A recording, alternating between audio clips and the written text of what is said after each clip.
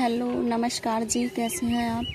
देखिए, एक बार भगवान भोलेनाथ से माता पार्वती जी ने पूछा कि भोलेनाथ जी एक बात बताइए, ये जो गंगा मैया में इतने लोग स्नान करने आते हैं, कुछ लोग पापी होते हैं, अधर्मी होते हैं, कुछ लोग संत महात्मा होते हैं, बड़े दयालु होते हैं, बड़े धार्मिक होते हैं, तो गंगा मैया इन सब का पाप कहाँ ले जाती हैं।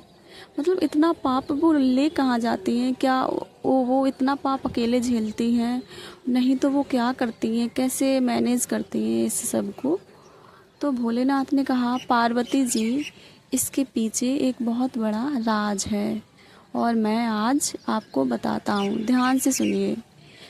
भोलेनाथ ने पार्वती जी को लीला दिखाई। भोलेनाथ ने अपना खुद का शरीर एक 100 साल से ज़्यादा बुढ़े का बनाया, 100 साल से ज़्यादा बुजुर्ग बन गए वो। और जाकर के जहाँ कुंभ का मेला चल रहा था वहाँ पर बैठ गए जाके, और माता पार्वती जी को उनको उनके वास्तविक स्वरूप से हटाकर एक 16 साल की लड़की बना दिया। बहुत सुंदर, बहुत आकर्षण था जिसमें, वो बना दिया।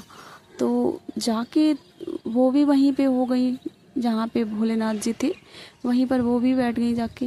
अब भोलेनाथ जी इतने बुजुर्ग बूढ़े, हाथ पैर कांप रहे थे, पार्वती मैया उनकी सेवा कर रही थी और वो उठ नहीं पा रहे थे। भोलेनाथ जी उठने में असमर्थ थे। तो वो कह रही थी आने जाने वालों से कि कोई आओ, मेरी हेल्प करो, मेरे पति देव को, मेरे हस्बैंड को ज़रा गंगा मैया तक ले जाओ। ये 2 कदम 4 कदम की दूरी के पहले यहाँ से नहीं उठ पा रहे हैं, आपका भला होगा। तो लोग उनके मतलब भोलेनाथ की तरफ तो देख ही नहीं रहे थे, उनके हस्बैंड की तरफ देख ही नहीं रहे थे, उनकी तरफ देख रहे थे। कितनी सुंदर औरत है, कितनी सुंदर लड़की है, ये इसके साथ क्या कर रही है, काश मेरे साथ होती। आने जाने वालों की निगाह केवल उन पर टिकी हुई थी। एक सिंगल बंदा ऐसा नहीं आया जो ये कह रहा हो कि मैं आपकी हेल्प करूँगा और मैं इनको गंगा मैया तक ले जाऊँगा। बल्कि लोग उनको प्रपोज़ल दे रहे थे कि विल यू मैरी मी, आप मेरे साथ शादी कर लो, मैं बहुत खुश रखूँगा, मेरे साथ शादी कर लो, मेरे साथ चलो। मैया ने पहले ही कह दिया, नहीं, मैं तो इन्हीं के साथ रहूँगी, आप मेरी हेल्प कर दीजिए, इनको वहाँ तक ले चलिए।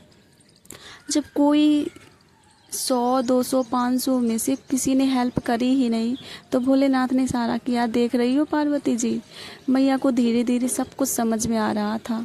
बैठी रही मैया वहाँ से, सुबह से दोपहर हो गई, लेकिन कोई ऐसा नहीं आया जो उनकी हेल्प करता।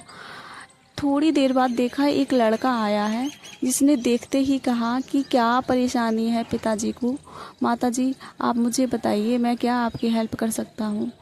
तो भोलेनाथ जी को देखकर उसने ये बात कही। माता जी ने कहा कि बस बेटा, मेरी थोड़ी सी मदद कर दीजिए, मेरे पति को गंगा मैया तक ले जाइए, उनको आराम मिलेगा, वो ठीक हो जाएंगे। मैं सुबह से ये बात सबसे कह रही हूँ।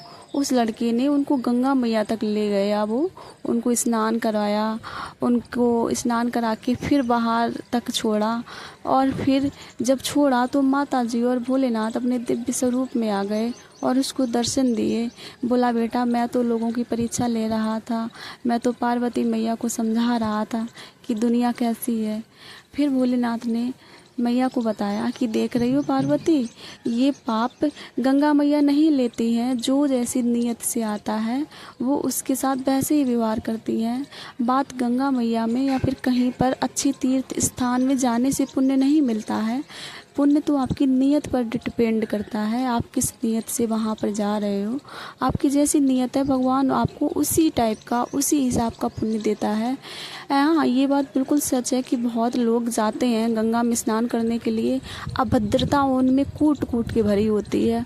आप लोगों को याद होगा, हमारा जब कुंभ चल रहा था तो कितनी ऐसी वीडियोज़ वायरल हुई हैं कि लोग बच्चियों की, लेडीज़ की फ़ोटोज़ वायरल कर रहे हैं। तो देखने में तो लोगों को देख ही रहे होंगे, ये उनके मन का भाव है। हम लोगों को ये चीज़ का ध्यान रखना चाहिए, फीमेल्स को भी ध्यान रखना चाहिए कि वो किस टाइप से गई हैं, कैसी नीयत है उनकी। तो तीर्थों में जाएं, गंगा में जाएं स्नान करने के लिए, पवित्र स्थानों में जाएं, लेकिन वहाँ की मर्यादा, गरिमा और अपना जो आपका उद्देश्य है बस उस पर ध्यान रखें। देखो, कहा गया है पुराणों में कि नियत सबसे ज़्यादा महत्वपूर्ण होती है। आप जैसी नियत रखोगे वहाँ का फल वैसे ही हो जाता है, क्योंकि भगवान ने कहा भी है, जाकी रही नियत जैसी, प्रभु मूरत देखी तिन तैसी। तो नियत पे सब कुछ डिपेंड होता है। आप नियत को अच्छी रखिए। आपकी आंखें क्या देख रही हैं? गंगा मैया में स्नान कर रहे हैं लोग, मस्ती करने के लिए जाते हैं तो उनको पुण्य नहीं मिलता है, वो तो मस्ती के हिसाब से ही वापस आ जाते हैं। जो सच्चे दिल से जाते हैं, जो गंगा मैया को सच्चे दिल से नमस्कार करते हैं, उनको गंगा मैया समझते हैं, तो उनको उनका भाव बदल जाता है, उनका उस हिसाब से होता है। तो लास्ट तो यही है कि आप अपनी नियत पर ध्यान दीजिए, किस हिसाब से कहाँ पर जा रहे हो, बस आपको फल वही मिलता है। गंगा मैया किसी का पाप और पुण्य अपने पास नहीं रखती हैं, जो जैसा होता है उसको उसी हिसाब से देती हैं। आप अच्छे कर्मों से, अच्छे भाव से जाओगे तो आपको पुण्य मिलेगा, मुक्ति मिलेगी, नहीं तो जो आपका पाप होगा जो वो दुगना ही बढ़ के लौटेगा। क्योंकि कहा भी गया है कि नहाए धोए क्या हुआ जब मन का मैल न जाए, और मीन सदा जल में रहे तहु बास न जाए। तो मछली तो हमेशा जल में रहती है, लेकिन उसको जब भी आप बाहर निकालोगे तो उसकी बदबू, जो उसकी बास होती है, वो नहीं जाती है।